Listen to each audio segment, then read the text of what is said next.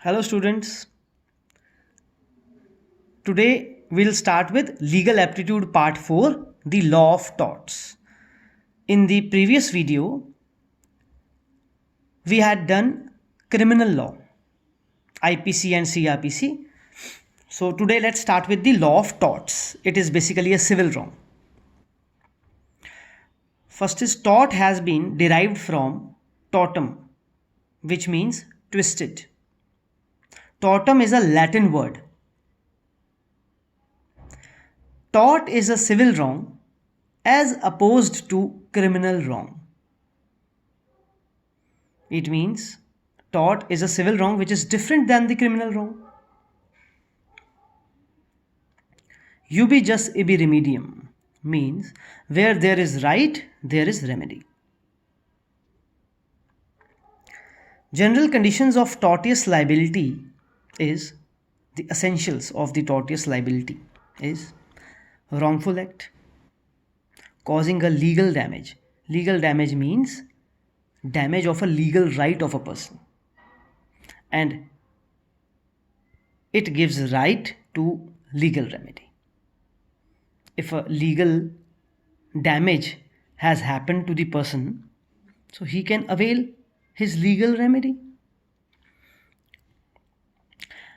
Damnum sine injuria means damage without any injury. Injury here means injury of a legal right of a person, like right to vote.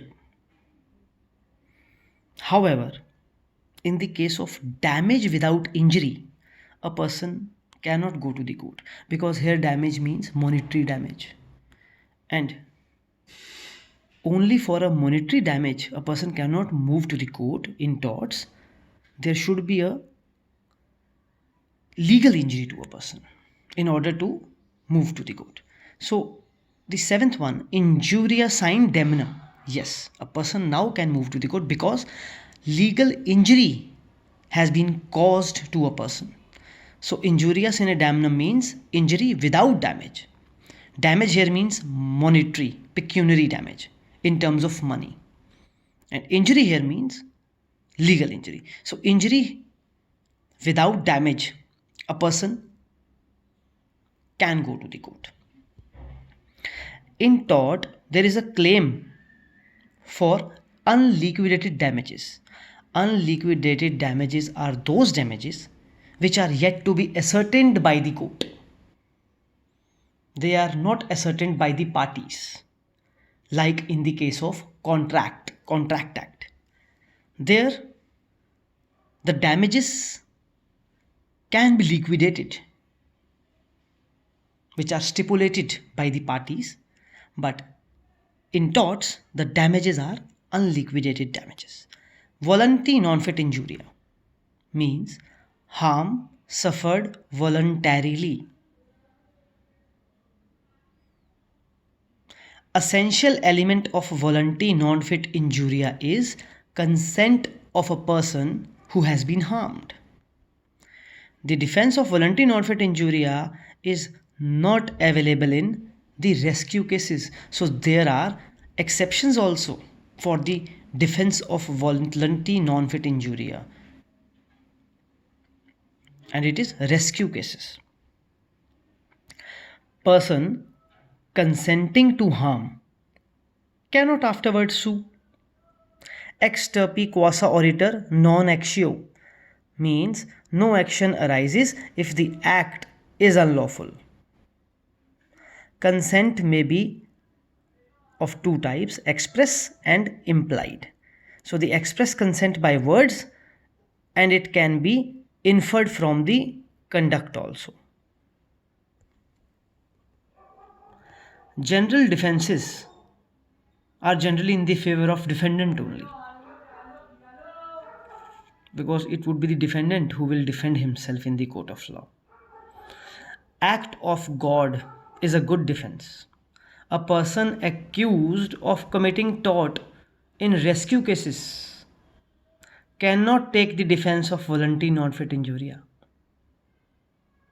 Vicariously liable means responsible for an act of another.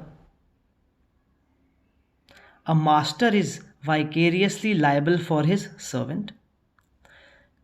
Qui fecit per alium fecit per se means he who acts through another or through his agent acts for himself.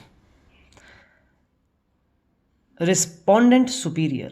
Let the principal be responsible. State can sue and can be sued in its own name. It is laid down in Article 300 of Indian Constitution.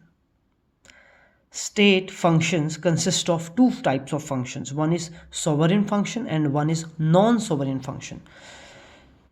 Sovereign function is that function which is believed that the normal person cannot do, like military operations, etc. There is no liability on the part of the state while state is performing its sovereign functions. Master is responsible for his servant's act done during the course of the employment, not before the employment or not after the employment or employment hours, only during the course of the employment. There is a famous case, banker's case. Purpose of Article 300. For the purpose of Article 300 of the Constitution, the state is said to be a juristic person.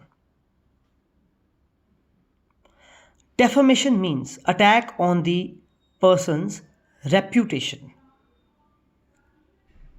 Defamation consists of, one is libel, which is addressed to the eye. This is that defamation which is addressed to the eye. And second is slander, which is addressed to the ear.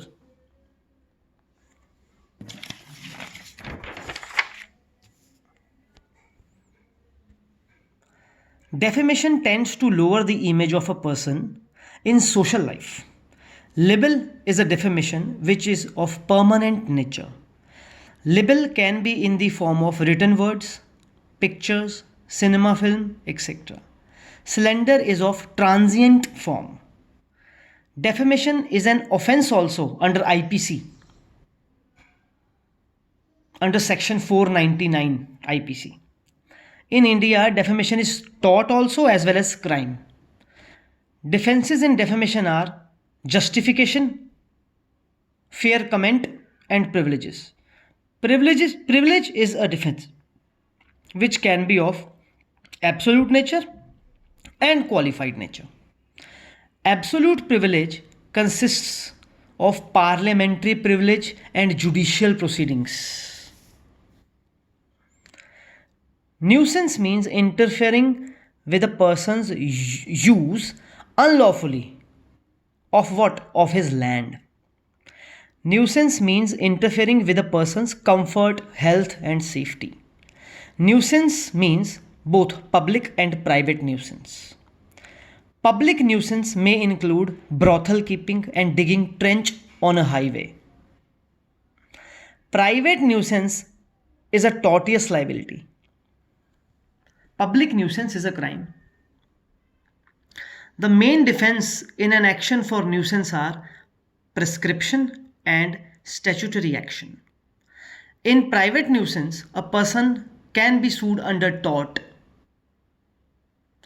Negligence means the conduct might cause damage. Plaintiff has to prove that the defendant owed a duty to take care. There is a breach of that duty, and resultingly damage has been caused to him. Duty to take care means to be careful, to be dutiful, to be reasonable. Res ipsa liquitor means the thing speaks by itself.